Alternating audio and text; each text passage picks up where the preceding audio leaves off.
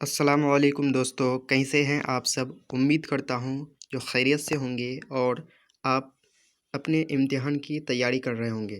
तो दोस्तों मैं फिर से हाज़िर हूँ आप सबके सामने दरख्शां उर्दू दर्जा 10 इसका सबक नंबर यानी कि चैप्टर नंबर 11 जिसका नाम है आर्यभट्ट और त्रेगना।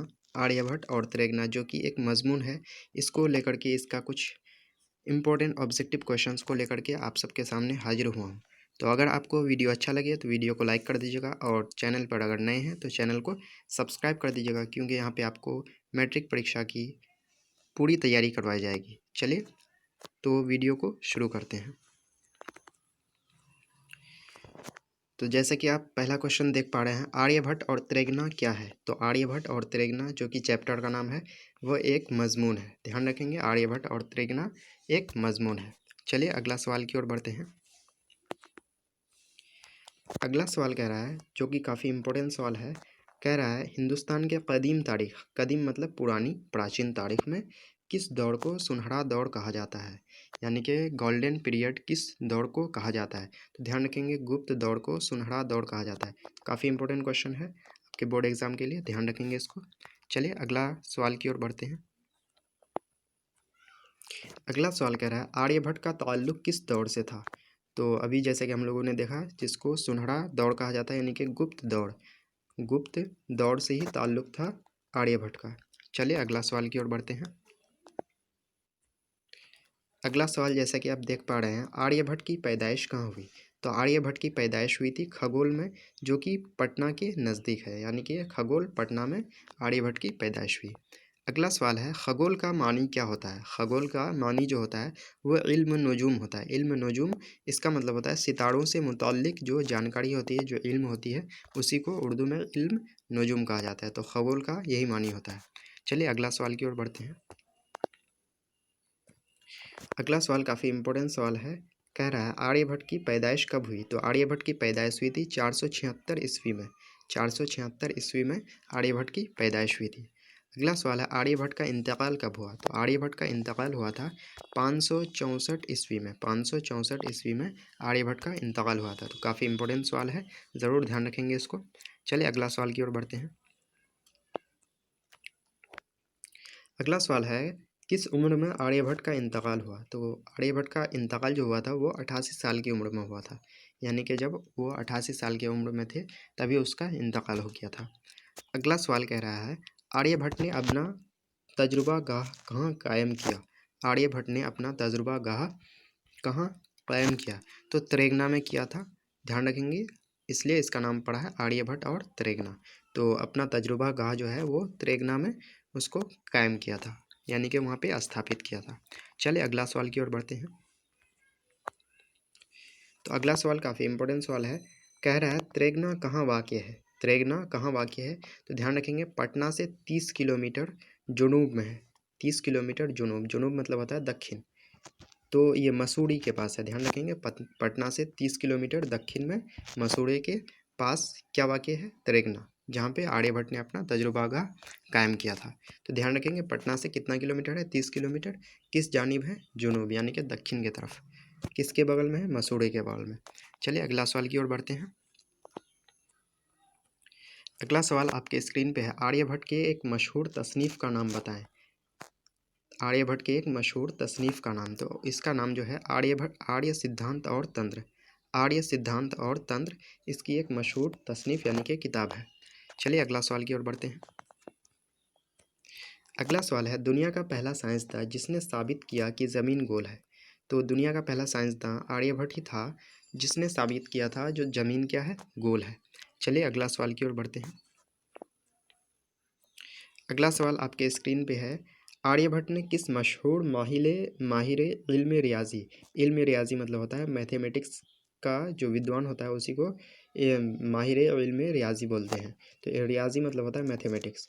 तो आर्यभट्ट ने किस मशहूर माहिर इल्म रियाजी की रहनुमाई की थी, यानी कि उसका गाइडेंस किया था।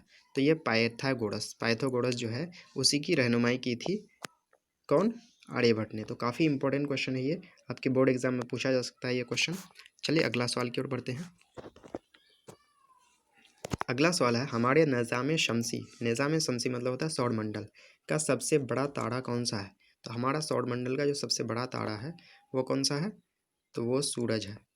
ध्यान रखेंगे, हमारे निज़ाम शमसी का जो सबसे बड़ा तारा है वो कौन सा है? सॉरी, यहाँ हमारे निज़ाम शमसी का जो तारा है वो कौन है? सूरज। चलिए अगला सवाल की ओर बढ़ते हैं।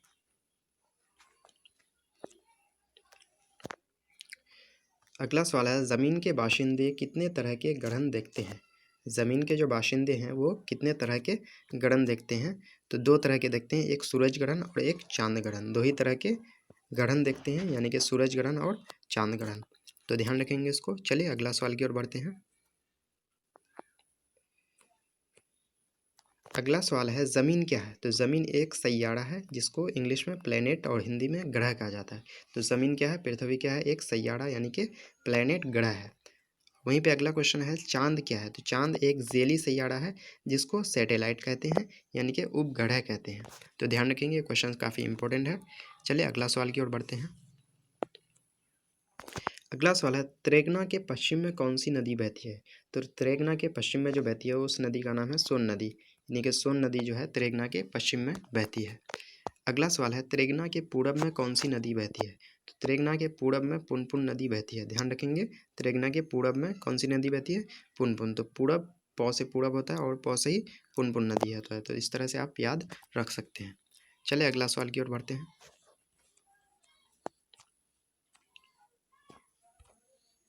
अगला सवाल कह रहा है, त्रेगना के क्या मानी होते हैं? तो त्रेगना के जो मानी होते हैं वो होते हैं ताड़े गिनना। ताड़े गिनना त्रेगना के मानी होते हैं। तो काफ़ी इंपॉर्टेंट क्वेश्चन है, ज़रूर ध्यान रखेंगे। चलिए अगला सवाल की ओर बढ़ते हैं। अगला सवाल कह रहा है, 21वीं सदी का सबसे बड़ा सूरज ग्रहण कब पेश आया? 21वीं सदी का सबसे बड़ा सूरज ग्रहण जो है कब पेश आया? तो ध्यान रखेंगे, 22 जुलाई 2009 को 21वीं सदी का सबसे बड़ा सूरज ग्रहण पेश आया था। चलिए अगला सवाल की ओर बढ़ते हैं। अगला सवाल कह रहा है, अमेरिका के साइंसी तहकीकी इदारा का नाम क्या है? तो अमेरिका का जो साइंसी तहकीकी इदारा है वो है नासा। नासा ही अमेरिका का साइंसी तहकीकी इदारा है। और भारत का जो है वो है इसरो। ध्यान रखेंगे इसको, काफ़ी इंपॉर्टेंट क्वेश्चन है। चलिए अगला क्वेश्चन की ओर बढ़ते हैं। अगला क्वेश्चन है, जे एंडरसन कौन थे? जे एंडरसन कौन थे? तो नासा का एक साइंसदान थे, यानी कि नासा का एक क्या थे? साइंसदान थे, जे एंडरसन। चलिए अगला सवाल की ओर बढ़ते हैं। अगला सवाल, जैसा कि आप देख पा रहे हैं, सूरज ग्रहण किस वक्त शुरू होने वाला था?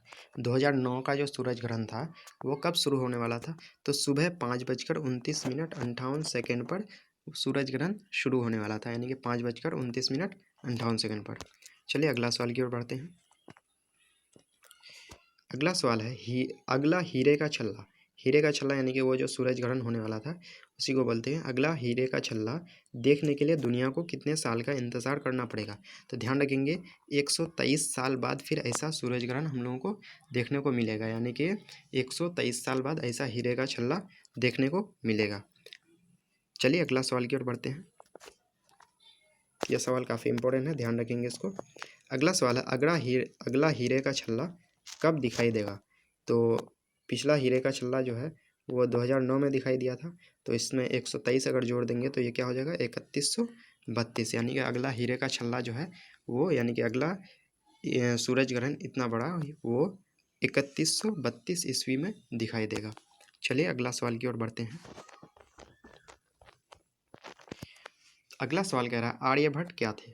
आर्यभट्ट क्या थे? तो एक साइंसदान थे, उसके बाद माहिर इल्म नजूम थे, इल्म रियाजी में भी माहिर थे और इल्म अलजेब्रा में भी माहिर थे, यानी कि इन सभी चीज़ों में आर्यभट्ट माहिर थे। साइंसदान थे, माहिर इल्म नजूम थे, यानी कि सितारों से मुतल्लिक जो इल्म था, उसके बाद मैथमेटिक्स में भी माहिर थे और इल्मुल अलजेब्रा यानी कि अलजेब्रा की इल्म में भी काफ़ी माहिर थे। चलिए अगला सवाल की ओर बढ़ते हैं। अगला सवाल कह रहा है, निज़ाम एशारिया जिसको डायगोनल सिस्टम बोलते हैं का कारनामा किसने अंजाम दिया? तो निज़ाम एशारिया का कारनामा भी आर्यभट्ट ने ही अंजाम दिया था। तो दोस्तों यहाँ पे हम लोगों ने जो इम्पोर्टेंट ऑब्जेक्टिव क्वेश्चंस था चैप्टर नंबर 11 यानी कि आर्यभट्ट और त्रिज्या का, इसको हम लोग यहाँ पे कवर कर चुके हैं। अगर आपको वीडियो अच्छा लगे तो आप वीडियो को लाइक कर दें और टॉपर मिशन चैनल पर अगर नए हैं तो चैनल को सब्सक्राइब कर दें, क्योंकि यहाँ पे आपको उर्दू की पूरी तैयारी करवाई जाएगी। तो चलिए मिलते हैं अगले वीडियो में। अस्सलाम वालेकुम।